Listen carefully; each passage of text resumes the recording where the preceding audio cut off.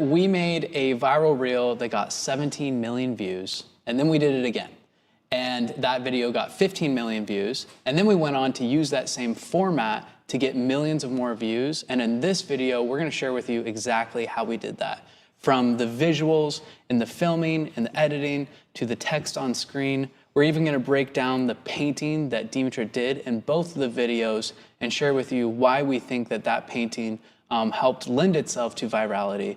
And then we're gonna end with ideas on how you can create viral reels of your own, or at least reels that reach thousands of more people than your current reels are. So my name's Jake Dunn. I'm one of the co-owners here at Milan Art Institute. I've helped thousands of artists all over the world transform their passion for art into a purpose. And this is Tanner Posley. He is our Instagram director, manager extraordinaire. And this is Dimitra Milan. You probably know who she is, but she is an artist prodigy who became a professional artist at the age of 15 and has been a professional artist for the last 10 years or more now.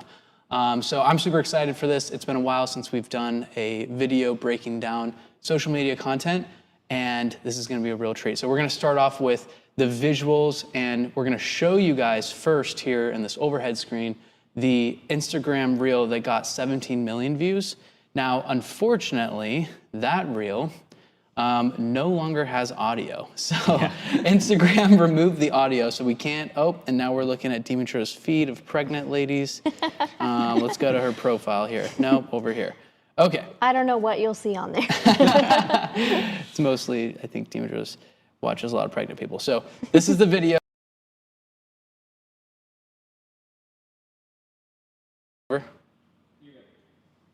Okay. So we are watching here this video, and you can find this on Instagram. We unpenned this one because of the audio being missing, but we will also go through the other reel. So this was the original one. We're gonna go through the one that got 15 million views after this. So they had a very similar performance, surprisingly. And like the same amount of time too. Yep. Wild. Yeah, and so as you'll notice, they're longer reels. So a lot of viral reels have a very short view duration. And that's what I've noticed, at least. A lot of viral reels only have 15 seconds or even less than that. But this is a very valuable viral reel because people are spending more time watching Dimitra's content and getting to know who she is even better. So it's actually so much more valuable than a normal 17 million view video on Instagram because it is 1 minute and 12 seconds. And from this reel, I've had about 100,000 followers, new followers from this one reel alone. Yeah. So Instagram shows that she got 50,000 followers, but what we noticed was, she had about 140,000 followers, and then after this reel, people went on to watch other content.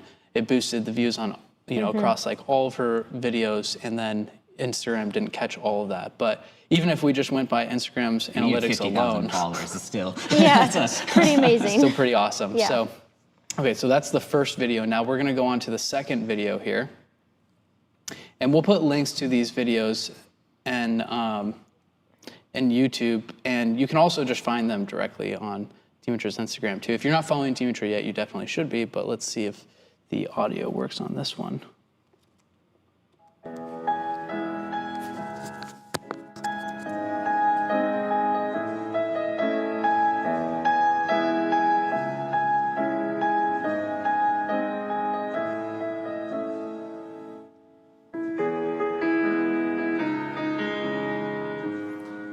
So I'm speaking into Dimitra's microphone now, but one of the things that I noticed, I just wanted to comment a little bit while we're watching this, is that the music is so satisfying too. Yes. Like it's so easy to watch. A very important aspect of this is the music. And it's something that you want to watch multiple times. It has a very bingeable quality to it. There's a lot of satisfying shots, and we're gonna also break down the text on screen too, so if you can't see the text on screen at home, then don't worry about that. We're going to show the exact text that we used. I just saw someone in the comments say, I remember watching this multiple times, and that's cool. Thank you. Yeah. So first thing we're going to do is I'm going to turn this over to Tanner, and we're going to talk through some different tips on filming. So I highly recommend that you go through and you watch those reels and really study them. And for the artists who are in SOPA, our Society of Professional Artists, for the Mastery Program graduates, we actually have a full shot-by-shot breakdown that I did of like every single shot that Tanner filmed in that reel.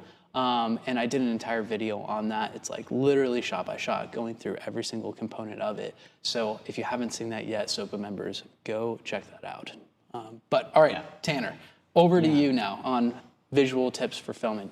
Yeah, so I think one of the biggest things that I feel like a lot of newer beginners to content creation don't get is the fact that you need variety, you need diversity, like because like anyone can just put their phone on a tripod, aim it, and do a time lapse. Yeah. That's all over social media. But I think what makes these reels different is that it has that variety of shots and it feels more engaging to watch. Like you're not just watching one thing that anyone can do. Yeah. And you don't need another person to be able to do something similar to that.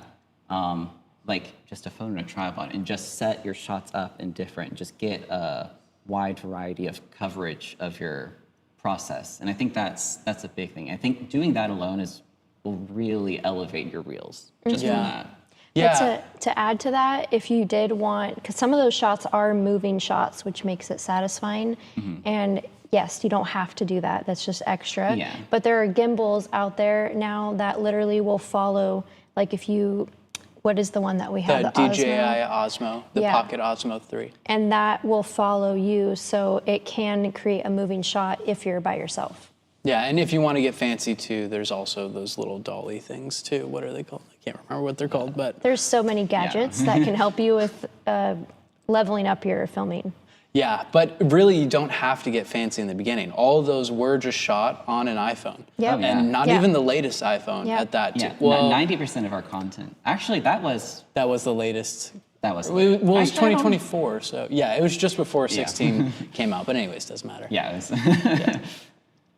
But yeah, so that's a big one. And also, in doing that, you'll kind of start to film to edit. So thinking about getting that coverage and filming it in that way will kind of help you in the editing process, because then, I mean, you kind of can just piece everything together and then just shorten some things, take some things out, and it makes the editing process a lot easier, and you'll do something a lot better too, I think. And lighting. I think that's also a huge one that I see a lot of people get wrong, and I know everyone's in a different situation. I mean, it's easy filming in Dimitra Studio because it's almost like we're filming outside because of the windows. But finding a way to get decent lighting. Natural lighting is the easiest. iPhones like it. It's very easy to do a big window or something, make that look good with an iPhone. But even if you have to invest in like just a decent light, you can get pretty inexpensive lights too. It's so worth it, because having good lighting is so important, especially for art, because it's all about the visuals. And Yeah, totally. you need to be able to see it clearly, because whenever you see like a reel that you can tell like it's blurry, or like you can tell the iPhone's trying to compensate for the lack of light or whatever, you're much less inclined to watch it. Yeah, I think it's so important to think about human psychology in your reels. Like the most important thing is the hook, and nowadays like it's more competitive for attention than ever before. And so you have to, within the very first, before they're even conscious of what they're watching, you are leaving an impression based off of the visual. So that's one of the reasons we're starting with visuals, because the entire scene gives that impression of the very first shot when they land on it. So Instagram will give you analytics based off of your 3-second hook rate. And the reason why they invested in developing this tool of analytics for creators to see the 3-second hook rate is because it's so important to them in terms of showing your content to more people. So if it's important to Instagram as a platform, then it's important to you as a creator, because if you can focus your attention on the first 3 seconds and create some sort of visual scene that is going to hook people, then that's going to help your content reach so many more people. So if you'll notice in the very beginning of both of those shots, we did a play on a trend. And everyone who's watching this, I would almost be willing to guarantee you've seen the turning around painting hook. Yeah. Now, Dimitra was actually a leader in kind of breaking that trend. So we went off of the trend and turning the painting around and then cut in the editing just before she showed the actual painting being revealed. And so that created this open loop and then made the people who were viewing it want to continue to view the video. And that was actually not something that was, I think, 100%. We didn't know that the video was going to do that well the first time. Yeah, but then after it did really well, we were like, okay, this is clearly one of the reasons why it did so well. And we basically just reverse engineered and did exactly the same thing the second time and made a viral reel that got the 15 million or over 15 million views again. So it's pretty safe to say that it works. The only question I'm wondering, and you might be wondering too, is like, why haven't we done it more? I'm just kidding. Just kidding. I ask myself that question all the time. Hey, it's coming. I know. Actually, we're gonna be putting out a reel probably tomorrow that's a similar style. My bet is if I had to like put my Oracle hat on, I don't think it's gonna get 15 million views. I think it will be around the million view range just because of the painting itself. And because it's not as big, it's not as, well, we're going to get to the whole painting section. See. We don't know. It could go just as viral. 100 million. Yeah, I know, right? Like, I hope I eat my words there and then it does 100 million. But, okay, I interrupted a little bit. There's some more things on the visual filming side, but. Yeah, I think we should go through these quickly and then get to text and some other things because. Yeah. And also there's some really good questions in the comments as well. Okay. Yeah, so, I mean, another good thing is, emulation is it's how you learn. So studying what other people do, studying the reels we did that did really well, just to get an idea. Because if you go in blind, I mean, that's hard. You can't, I don't know, I never learned by just going in blind. You need examples and things to kind of emulate, to kind of follow. And you want to find a style of shooting that shows off your art in the best way possible.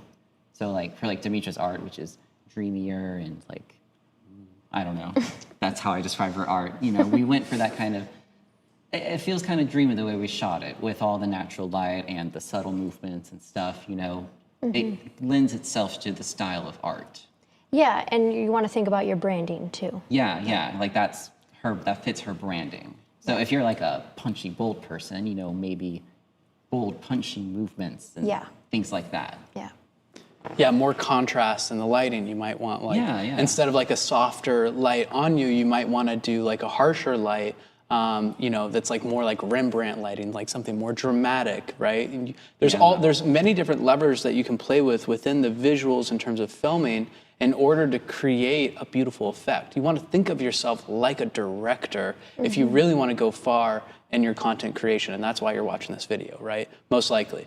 And so I did want to add too that it took many reels in order to get to that point. That was not like the first reel that Dimitra and Tanner made together and myself, and that just went viral. It was like after, I don't know, making reels for 2-3 years on your own account, and probably 2-3 years also on Milan Institute. Probably the most views I got on a video up until that point was like in the 300,000 range. So, which is still really good, but then for that to happen, it was just like a very dramatic thing, very dramatic shift. Yeah, and the difference between a 300,000 view video and a 17 million view video is very dramatic in terms of what it does for a business. Yeah. So in terms of the sales too. So, okay, let's move on from the visuals in terms of filming on to, the last thing we have to mention is, yes. for the love of God, please film in 9:16 vertical. If you're going to be posting reels, that is. Just film it vertically. That's the orientation. It's 9:16. You don't want to film a square, and because Instagram doesn't like that. Or horizontal. Unless you do, some fancy text, but that's still kind of like 2 years ago. It's not as viral anymore. And a lot of people took that format of like the square with text above it and used that for ads. And so then people became jaded towards that type of content. So you want to kind of keep up with the trends, but you don't have to start, dancing or anything like that in order to make viral content. You can still be very authentic and true to your brand and film things that are very beautiful, that, really sell your art and attract the right audience, and not compromise just for the sake of virality.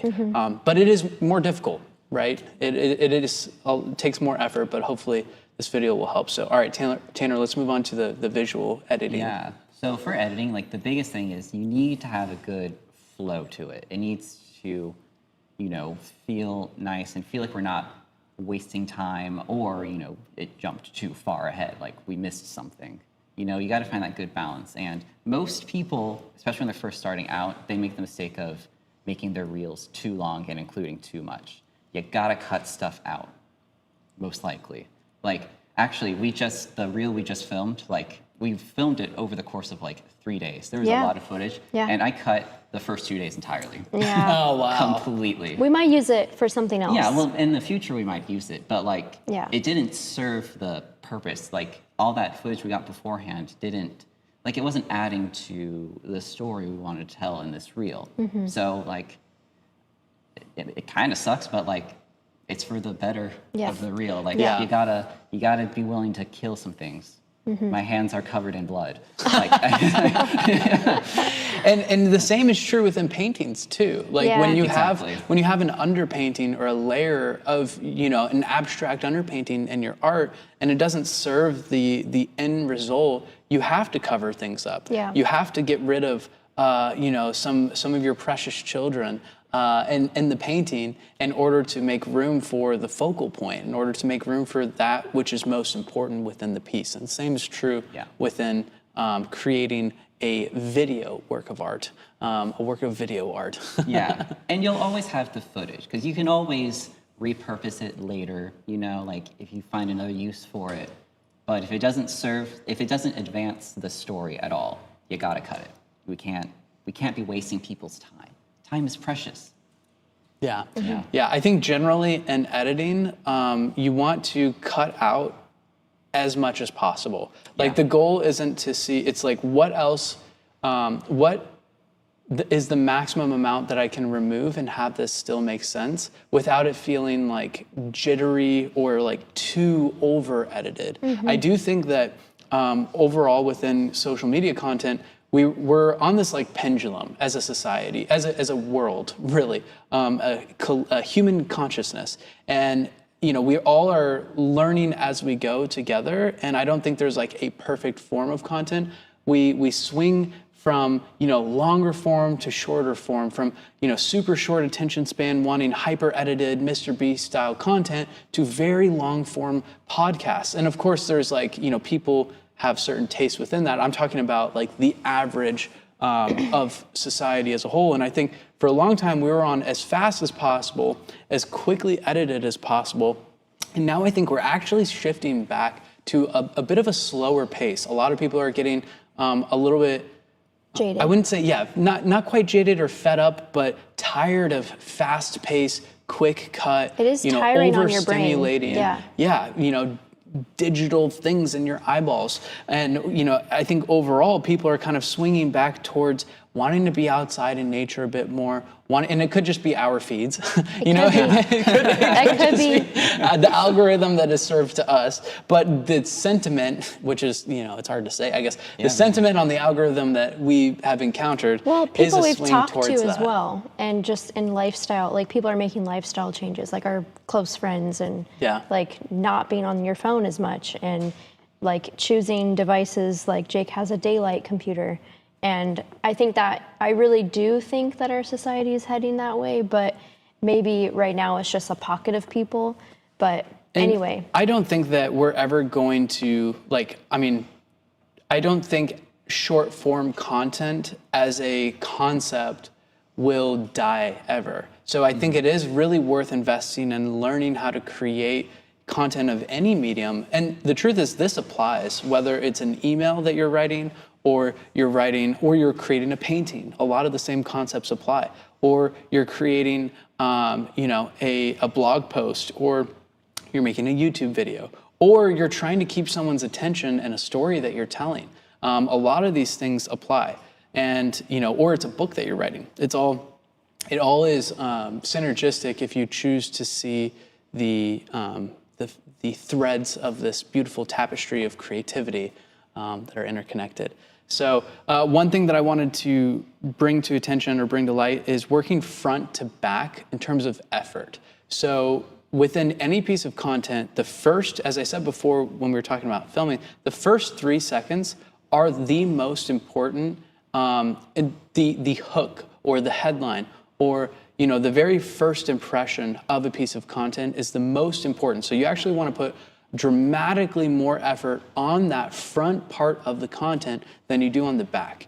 And that's just because we have limited resources, limited time available. We can't spend 40 hours as an individual just editing one reel because it's just not effective. It's not time effective if you're running your art like a business. And so, that being said, you want to put a disproportionate amount of effort on the front part of the video.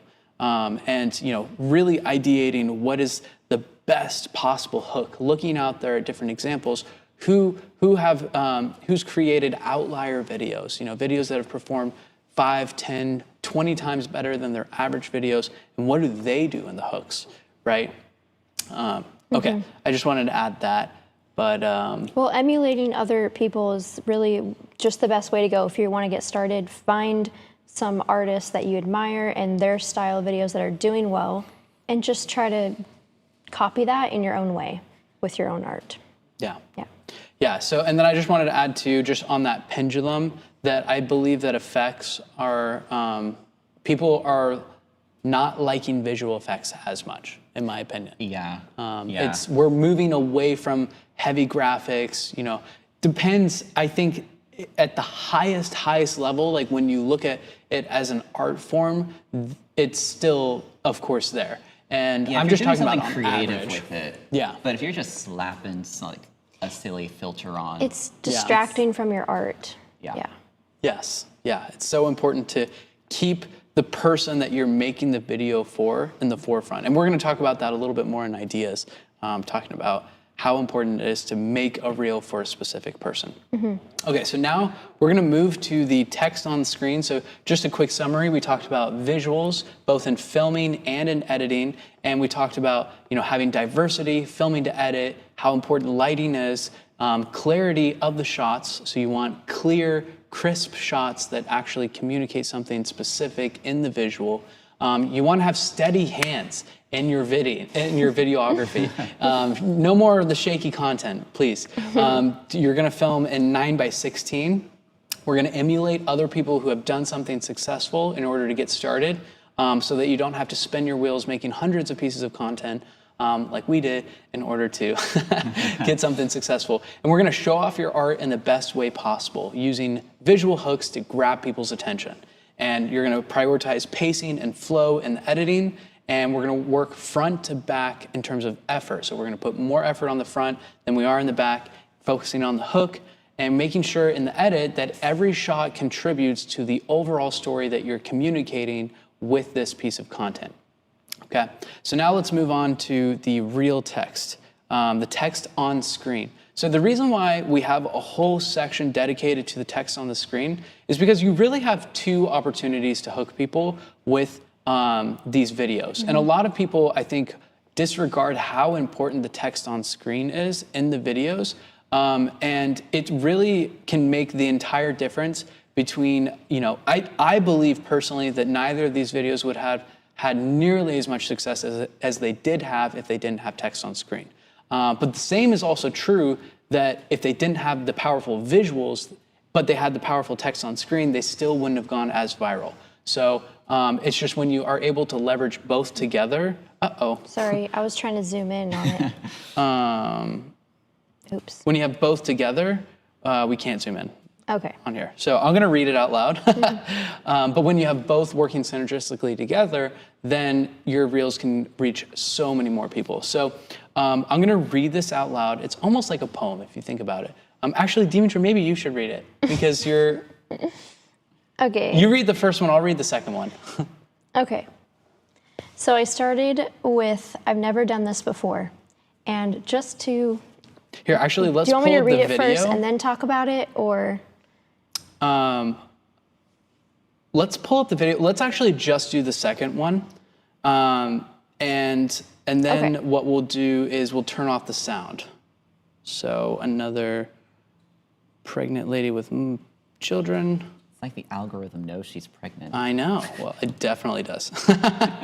Based off of her content, I'm sure. So, okay, so this first line here is sometimes the riskiest thing you can do is. Now, we intentionally stopped on is because we want to pique their attention. Risky. People are risk averse naturally. Dimitra and I spent like 2 hours writing this text. Dimitra got this video from Tanner. I was like, whoa, that's killer. I love this video. We're going to put a ton of effort into writing out the text. Yeah. And she wanted to just pump it out there. She's like, all right, let's just post it. And I was like, no. Tanner Yeah. gave you a piece And of you gold knew. here. You I knew. knew this video was going to do really well. So we spend a lot of time writing the text. So sometimes the riskiest thing you can do is, and that lingers on the screen for a few seconds, follow what everyone else is doing. Okay.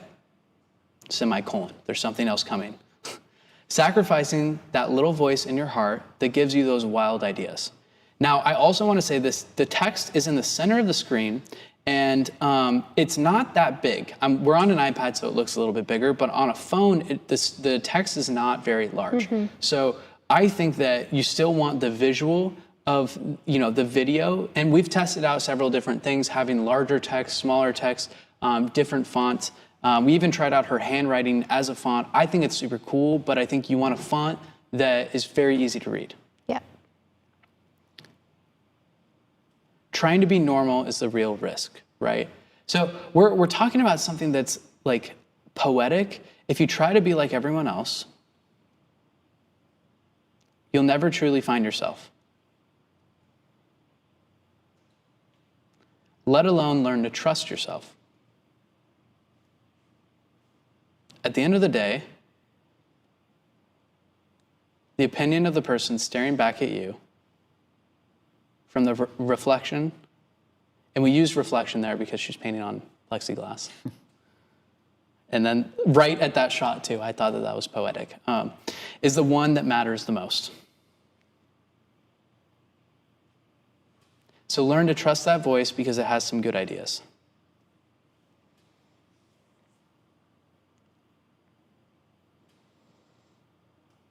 And this was this is something that people want to share because probably one, the idea of the painting is cool. And I think the visual part of Reels is just as important as the text. Absolutely. But sometimes if your text is really, really good, then it doesn't matter too much what kind of video is underneath it. Yeah. And vice versa too. If Yeah, the they can video lift is each so other. good, Yeah. you don't even need a powerful text to go But with if they're it. both good, then that's like, I think that's the recipe we're finding is like if they're both are good.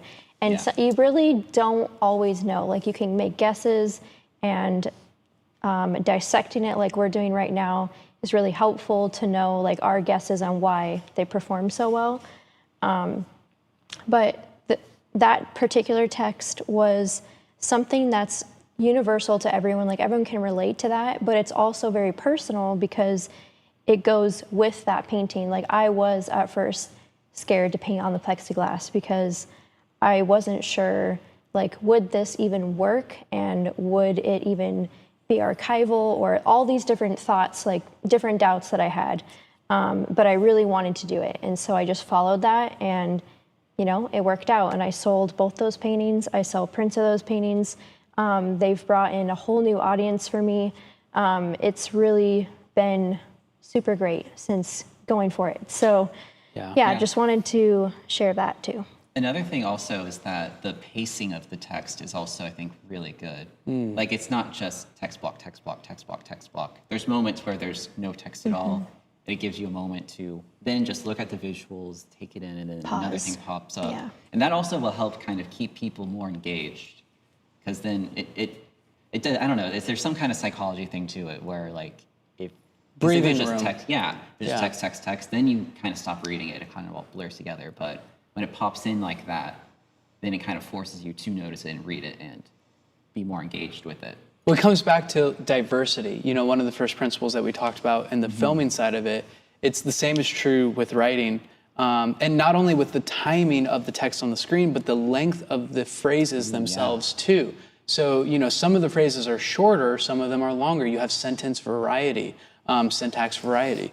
And so you want to like play with both of them and play with them together. And when you have a visual on the screen that holds people's attention, then you lean into the visual, and then as soon as it's shifting and you think that maybe something, you know, the text is a little bit stronger, then you shift the focus to the text, and you have the text on the screen then, and you kind of are working with it like a poem. And, you know, within poetry, you use line breaks at specific parts in order to add to the meaning of the poem itself.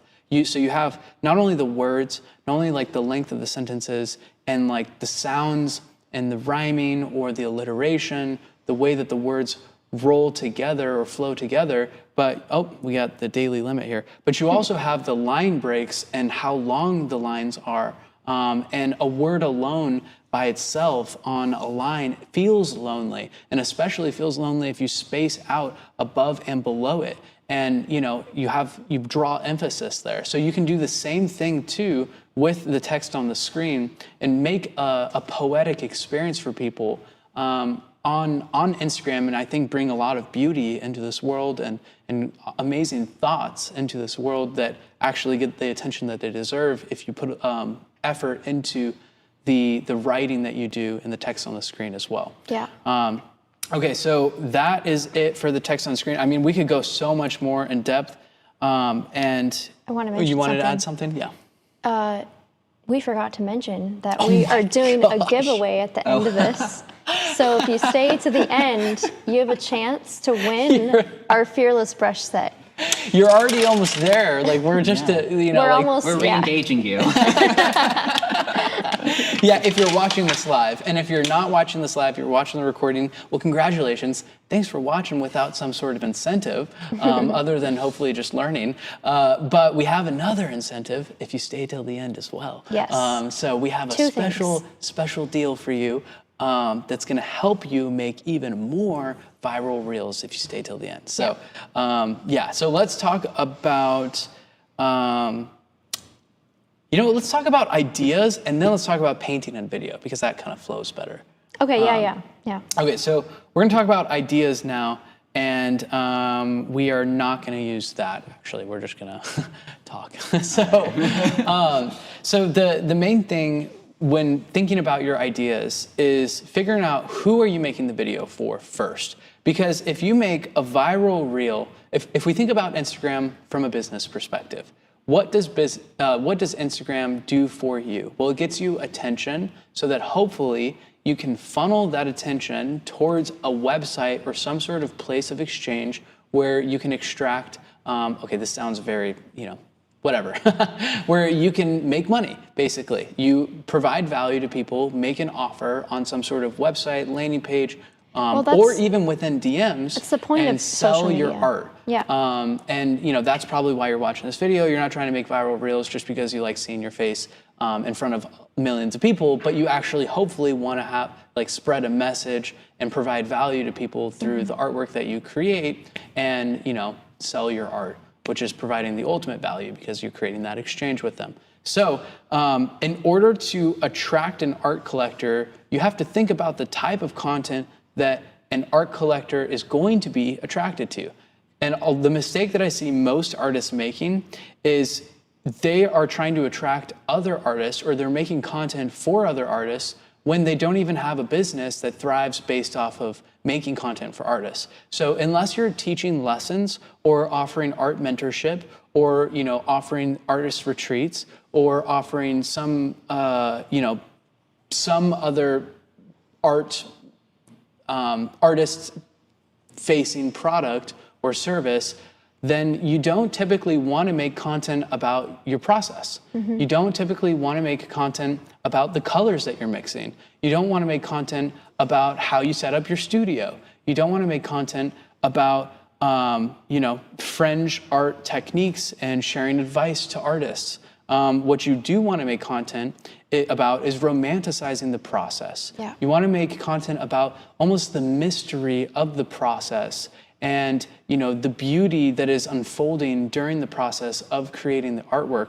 And what I have found in analyzing a lot of the reels that have done really well for Dimitra is that the majority of the reels that get the most views are the ones that focus more on the finishing touches. And isn't that just interesting? Thinking about people in general too. Like in general, people really like the beginning of things and they really like the end of things. And they don't really like the messy middle. And the truth is that, people don't really like that in the content either. They like to skip over. It's so exciting when something's getting started, and it's so exciting when something's just finishing. But the entire, 40 hours of labor that go into the middle part of the painting process, people don't really want to see that as much, especially not art collectors. Artists want to see that part because that's where the magic happens in terms of, skill development and, overcoming, different blocks in the process and, becoming a better artist. But art collectors care a lot more about the finishing touches and the inspiration behind the piece. And so what you want to do is think about who are you trying to attract with your art? Who are you who is the art collector? You want to get as specific as possible about the human being that you're trying to reach, and you want to sell your art to. And if you have sold your art, then think of a specific person when you're making content, and that will help you so much more. If you think of, we have these art collectors that Dimitra sold 7 or 8 paintings to, and then this other art collector who has bought huge paintings and multiple paintings Probably as well. More than 15. Yeah, wow, more than 15. And one of them was over $40,000. And whenever we're thinking of making a piece of content, or we try to, or making some sort of business decision for Dimitra's art business, we think about would this person appreciate this or not? Would this person like, and I don't want to say their names, but would they like, I'll say Sally, just to give them a name. It's not their name, but would Sally appreciate this or not? Would she want to watch this type of video? Would she want this type of offer? Does she like this painting? Does she like when I frame my art like this? And when you can think about a specific person in that way, it transcends just making reels. It really helps you create a business that serves someone and that can provide so much more value to that human being on the other end of it. So when you're trying to get ideas, I would say the best way to generate ideas on Instagram is to look at what other people have already done that has succeeded, and then take that, steal like an artist, meaning you don't copy it exactly, all the words, you don't rip them off. You can copy the exact style on how they filmed it. You can copy the exact style on how they edited it. You can copy the hook maybe, but not beyond that. You don't want to rip people off and be known and develop a reputation for being a copycat. You want to use what's worked and then adapt it to your own style, your own messaging. And that is a really powerful way of generating a lot of ideas, is literally just going and looking at Dimitra's content. What's the best performing content that Dimitra's done?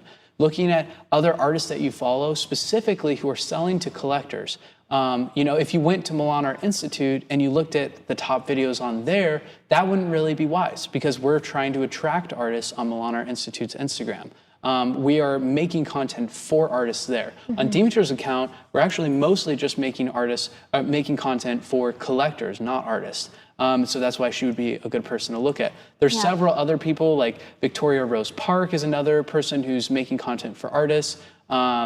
There's for artists, one of you our, mean for collectors? For collectors, I'm sorry. Yeah. An artist who's making content for collectors. One of our graduates, Andrea Jacobson, she's got over 50,000 followers or so, somewhere around there now. She's done a really good job of making content for collectors. If you just go and find similar artists underneath or similar accounts underneath, like Dimitra, for example, or underneath, one of these other artists that I've suggested, then you can find more artists. And a really, really helpful tool. Should I share the tool or just save it for SOPA members? I don't know. Oh, I don't know. We'll save it for SOPA members. Yeah. There's a really helpful tool for this, but I'm sorry, I can't tell you. We gotta save some stuff for our most dedicated members. But okay, so that's basically how I would go about generating ideas. Is first think about like who you're trying to make content for, and then find other people who've already made content that works really well. And if you feel weird about copying other people, think about like making really great art. Like, what is one of the first things that you do when you're trying to learn?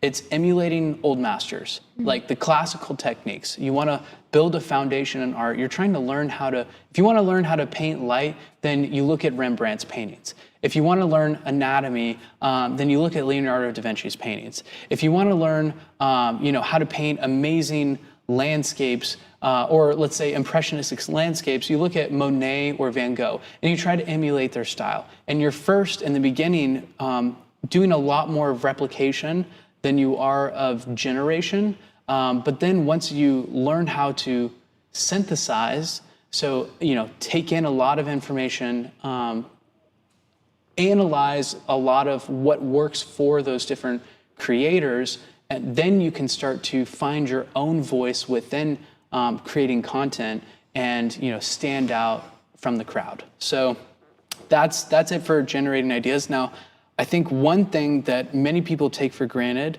or might take for granted in watching this is thinking that it's just the visuals or it's just the text on the screen or it's just the idea.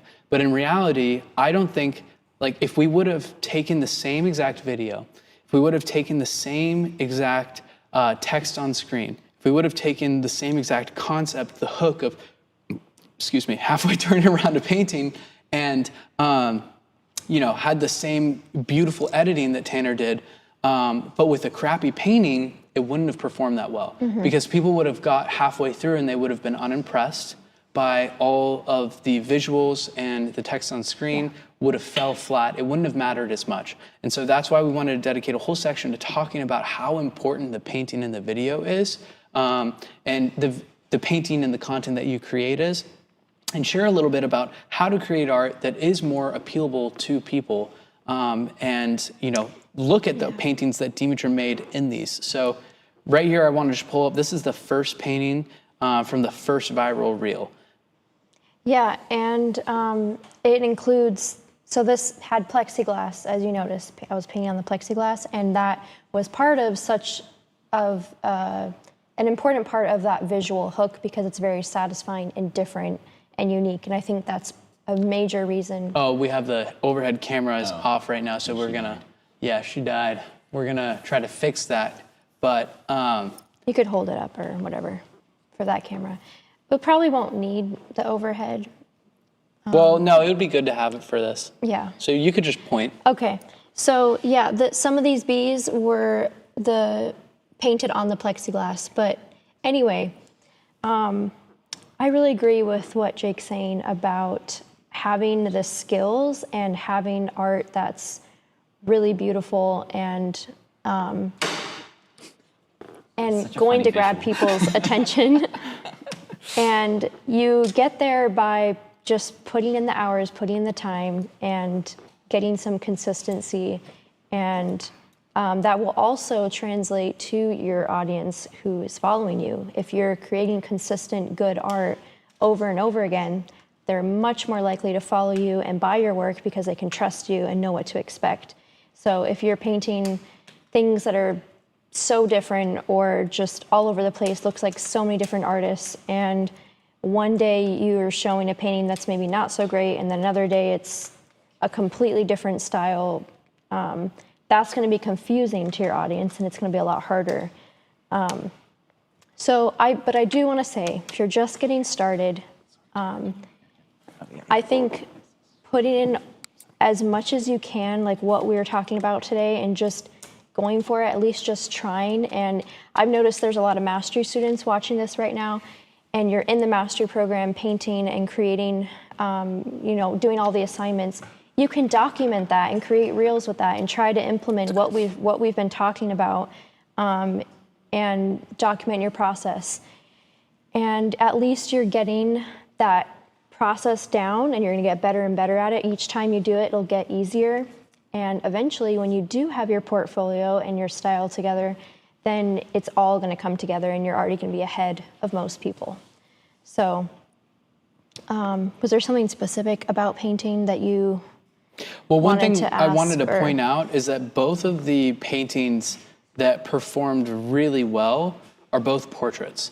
And what we found on Instagram, and I think it's a part of human psychology, and is that people respond very well to faces.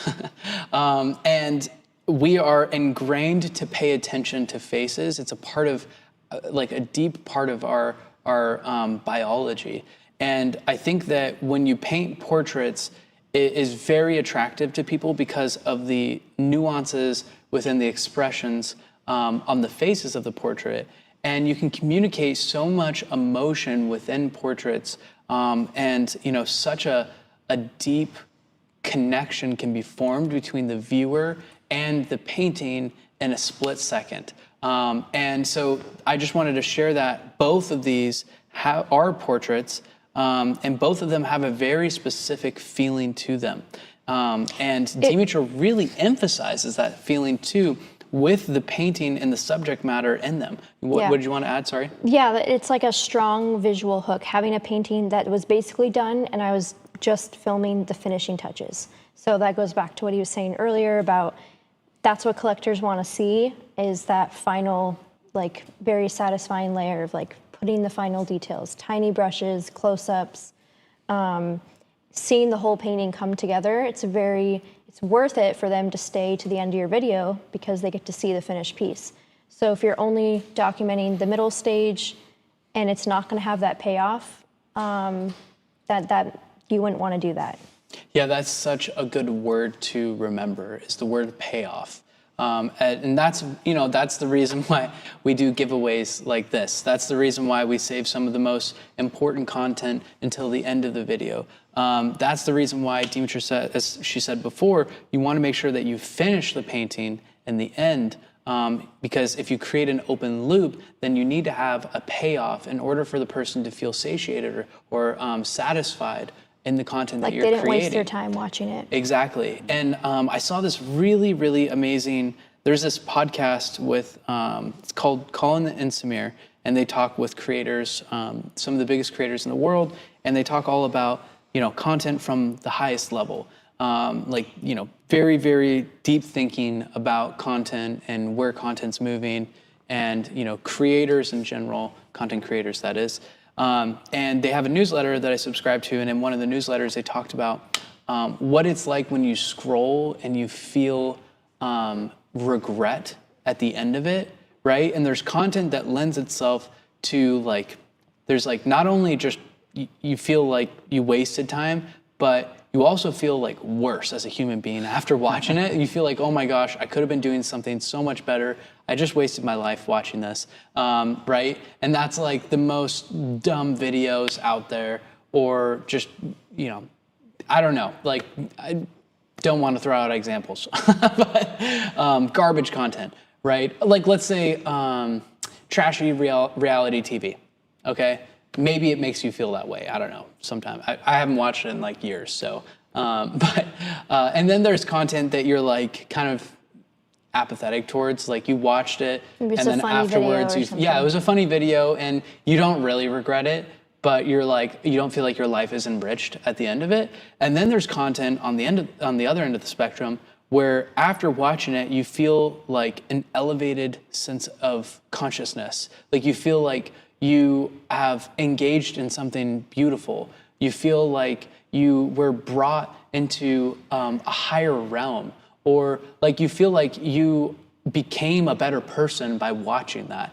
And that's kind of the goal. I mean, I'm a little bit biased. I feel that way a little bit when I watch her, those viral reels that she's done. Like, I go back and I like watching those because they're so satisfying. The timing of it is it like works so well in the music, the way the music works with it.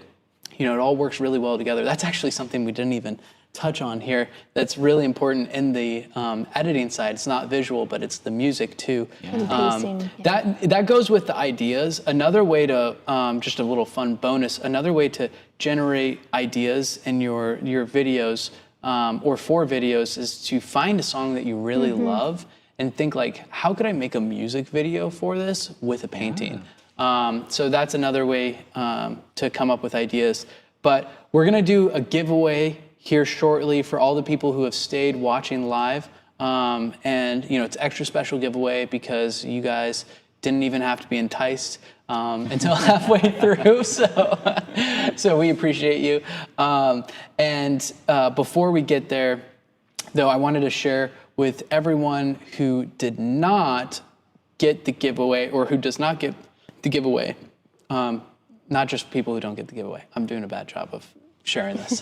This is for everyone, a gift for everyone. Yeah, we have a gift for everyone because it's so important to create a portrait or a painting that really appeals to people. It's like step one before you even want to try, making viral reels or reels that perform well, or even just build a business around your art. You have to have a product that is worthy of the people, and you do that by creating with excellence. And so we want to help you make more excellent art by sharing with you our masterclass on how to paint portraits that sell. So Dimitra teaches that with her mom, and they teach you how to create a beautiful portrait, and they talk about the different components that make a more sellable portrait. And normally that class is $27, but for the first 1,000 people who watch this, we're giving $17 off, so it's only $10. So it's pretty much a steal, and you guys, if you haven't taken that class yet, then you should definitely check that one out. But we're gonna pull up the giveaway soon. Dimitra, do you have any other tips on painting artwork that sells? Painting portraits that sell. Painting portraits that sell. Well, the biggest takeaway would be creating a symbol with your portrait, not just painting a very specific person, because portraits are tricky. Not everyone wants to live with someone's face on the wall. If they can't relate to it and feel like it's them, or it's transcending just a face and it's becoming a story, or they have to see themselves in the painting. So that's kind of the main focus of that class. And of course, the painting techniques, how we paint portraits, skin tones, all the details. But yeah, I would say that is the biggest advice is finding a way, if you really love painting people, finding a way to make it more universal and not just painting a very specific person. Dimitra, how do you go about finding music for your reels?